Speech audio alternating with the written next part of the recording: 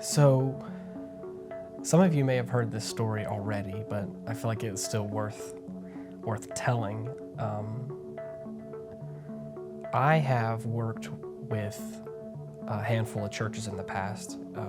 I started off at working at the church I called home a long time ago, and I got really involved, and I really got the chance to see behind the curtain and all that. A lot of the people there hurt me. So my relationship with God was never in question. My spirituality and who I knew I was and who I believed I was deep down was never in question.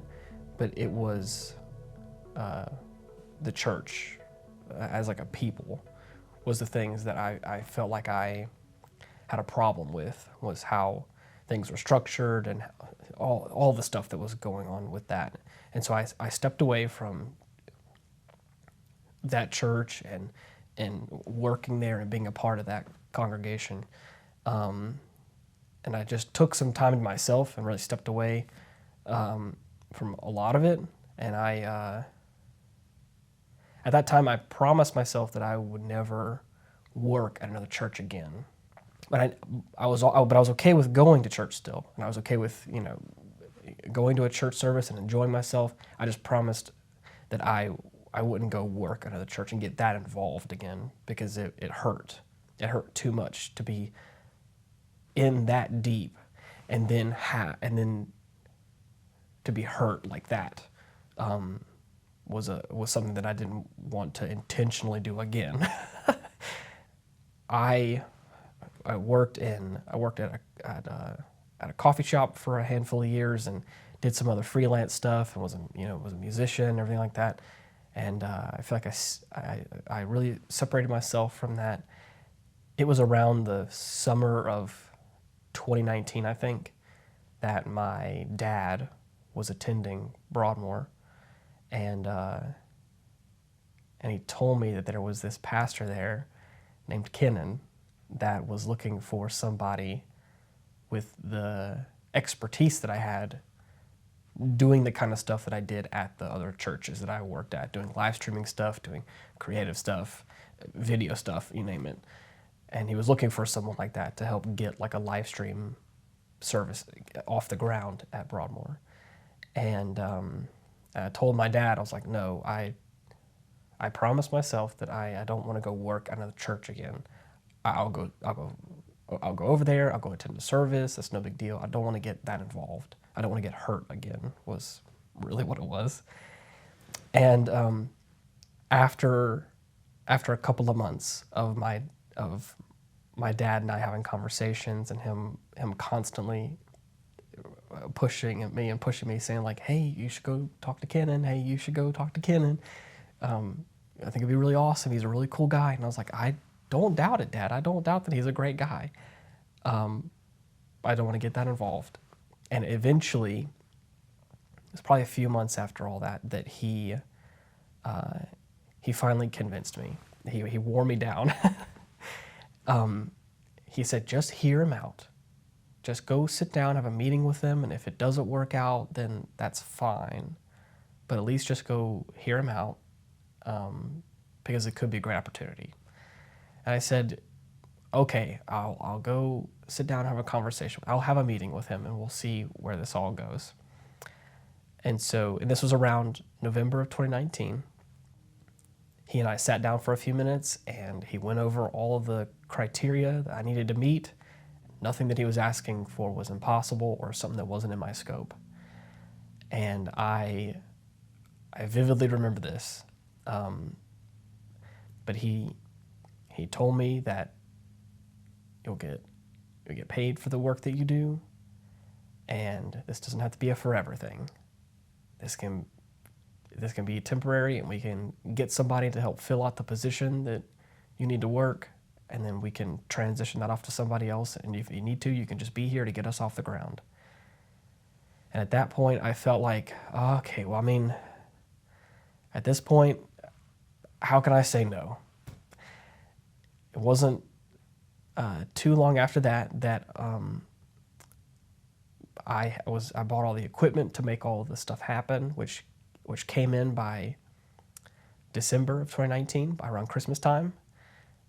By the time the New Year's came around of 2020, we all had a bunch of meetings about when this was all going to launch, and we'd all decided that it was going to be Easter of 2020 that we wanted to launch the live stream and make it all happen. And as you know, Easter of 2020 is when the pandemic happened and shut everything down. And so it felt like overnight that I went from being just a little guy in the background, just doing my job, making things work around here, to I felt like one of the most important people on the team. And it was nerve-wracking. That first live stream where we had 1,000 people tune in live for a Sunday service because no one could be inside, no one could be in a room together. Everyone that was in the gymnasium had masks, and we were all standing almost 10 feet apart from each other, and we were all, and it was crazy, and I was so full of adrenaline because, again, this is the moment. This was a culmination of not only 4 or 5 months of work, but also the fact that everything, this whole church right now is on my shoulders, it felt like. And for that to all go smoothly for our first run, and then for subsequent services after that, was so rewarding, and it made me feel like such a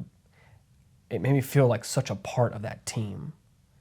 And we grew so much as that team in the couple of years that we were together, and there were so many great experiences that we had, and a online, like a digital service, was birthed out of all that, where, again, I felt like not only was I helping out and being a part of a ministry that was like from the ground up, but it was also a chance for me to be, it was almost like a small group in a way of the musicians, the sound engineer and myself and Pastor Kennan all being in a small studio room together, worshiping together and hearing Pastor Kennan's sermon, before it happened on that Sunday. And it was just a great place for conversation that we all had. And it was wonderful. God has a plan for you. God has put you in certain places at certain times for reasons you may not know yet. And in that situation, I was at the right place at the right time in God's plan. And it all culminated whenever I decided to step out the way and say, okay, I'll do this. There has been moments in my life where God has had me in a specific place for a reason. And I feel like a lot like this story, I was pushing back on something that I feel like was God's plan in that moment. And I was part of a big thing that has led me to where I am right now. And that's crazy to think about, how things would have been different if I didn't have taken that opportunity, or if I didn't just step out of the way and let God's plan happen. Sometimes God has you in a certain place, in a certain season, for a specific reason. And how many of us miss opportunities to let God's plan happen because we want to do it our way, because we get in the way? I just want to encourage everyone to pray about that. Where are you at in your life? What situation are you in that you feel like God has put you in, and what is your purpose in that place? Do your part, step aside, and let God's plan happen.